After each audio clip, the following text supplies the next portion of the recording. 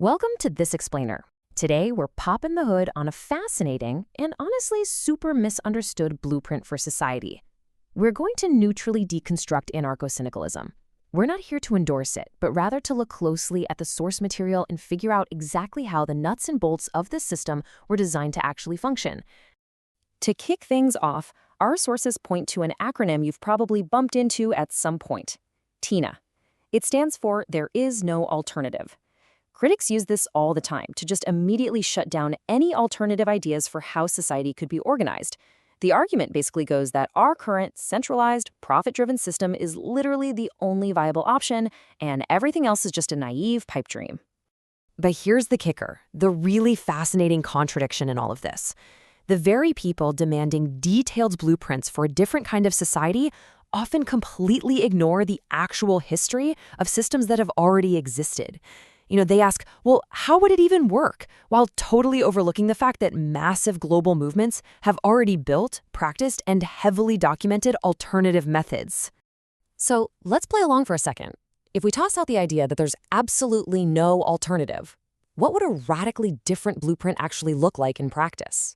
We're going to answer that today by breaking down a historical framework that entirely rejected both state capitalism and state socialism. Okay, here's our roadmap for the explainer. First, is there an alternative? Then, defining anarcho-syndicalism, the theory and core principles, the bottom-up structure, direct action in practice, and finally, the history of the movement. Let's move right into section 2, defining anarcho-syndicalism. Let's clear up some of this heavy academic jargon. Simply put, the sources define it as an anarchist organizational model that relies entirely on trade unions. For anarcho-syndicalists, a union isn't just a way to ask the boss for slightly better wages. No, it's the primary vehicle to win immediate improvements right now, and ultimately to trigger a massive social revolution that abolishes both the state and capitalism altogether. And this comparison brilliantly highlights how it completely splits from state socialism. You see, anarcho-syndicalism is fundamentally anti-political. They strictly refuse to form political parties or participate in elections. From their perspective, politics just breeds corrupt careerists and replaces actual on-the-ground action with bureaucratic red tape. To them, the real power of the workers lives 100% in the economic sphere. Which brings us to a really crucial, almost mind-bending concept from our sources called prefiguration. They see trade unions as way more than just protest groups.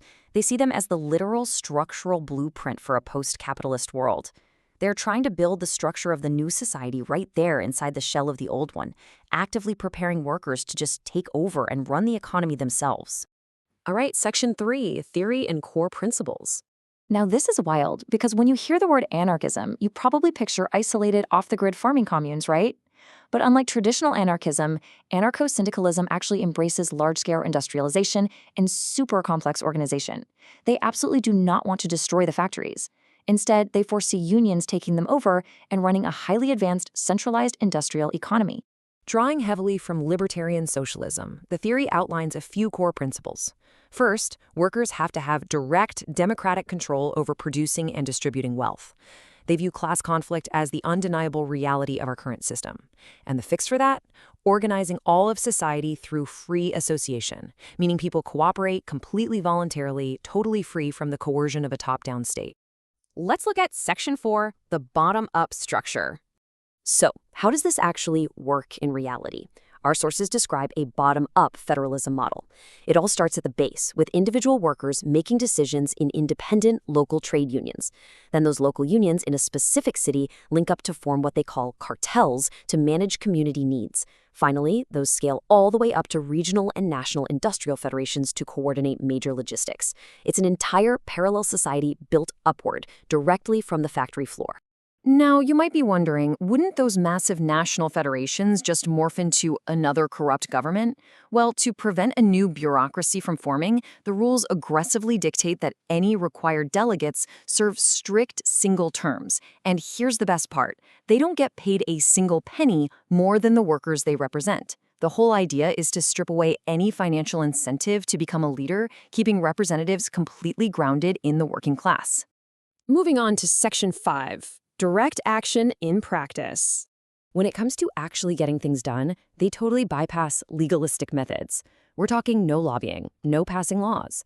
Instead, they favor direct action, forcing concessions directly from employers. Tactics can range from boycotts to economic sabotage and, of course, strikes. In fact, they treat every single strike as a revolutionary drill. It's literally a practice run in solidarity, building up muscle memory for their ultimate goal, the general strike. And hey, just a surprisingly funny side note from our source material about lived solidarity, apparently even cats prefer a world where workers have rights. It's just a lighthearted reminder that at the end of the day, the overarching goal of these intense structural models was really just to create a more livable, compassionate day-to-day existence for ordinary people and, their pets too. Which brings us to Section 6, History of the Movements. This timeline maps out a really fascinating century-long path.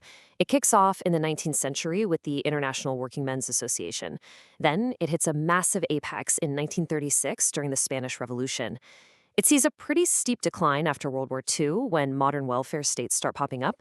But then, surprisingly, it experiences a contemporary revival from 1968 onward as a pushback against modern neoliberalism.